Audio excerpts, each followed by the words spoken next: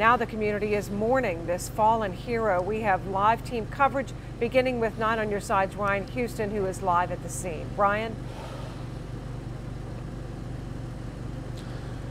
Julie, the scene still tells a story. It smells like burning wood. You can see this burned out building and then this makeshift memorial with burning candles to honor Officer Bill Brewer and his family. Clermont County Sheriff Steve Leahy says this will forever change the community. Detective Bill Brewer and Lieutenant Nick DeRose were shot late Saturday night. Detective Brewer died from his injuries. He was a 20-year veteran of the sheriff's office. He leaves behind a wife and a 5-year-old son. Lieutenant Nick DeRose was wounded but is now out of the hospital. He has served with the department for 22 years. The community is showing support for Brewer and DeRose. Already, the same memorial I just showed you is growing outside the apartment complex. You can see an American flag and candles outside the destroyed apartment building.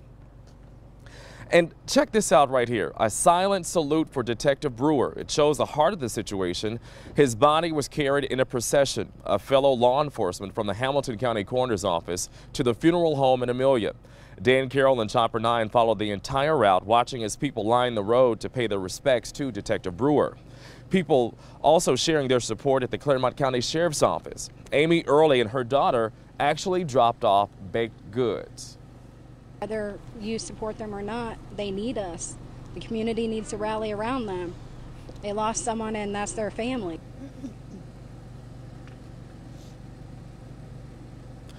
Early says she did not know Brewer but wants to make sure her daughter understands his sacrifice. I'm joined now by 9 on your side's Paola Suro, who has more on the charges that the suspect could be facing. Yeah, well, Ryan, he's actually expected in court this morning. The 23-year-old is facing charges of aggravated murder and attempted aggravated murder. This is after that long 12-hour standoff that Ryan was just talking about that left one deputy dead and another injured. Again, Wynn is expected in court at 10 this morning. We're also hearing Wynn is no stranger to the court system, and I'll break that down, what we know about him coming up in the next half hour. But as you mentioned, Ryan, earlier, it still smells like fire here. So how is this all affecting, people here that live in the area? Well, Paola, they are definitely affected by this. We are told by people who were here that this will have a lasting impact on the people who actually can't live here anymore. Take a look at this video that we shot over the weekend. The fire breaking out right before the end of the standoff, leaving 18 apartments unsafe to live in. Nolan Proud says not much can be saved from his apartment. He lives in the same apartment building as Wade and says he noticed police outside when he left for work Saturday night.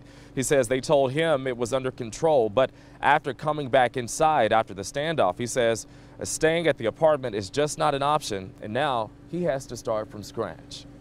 Just getting all my stuff back, I mean, most of my clothes got ruined. The only pair of shoes I have are the boots I have on, and they're ruined from being in here. And, I'm really just starting from scratch.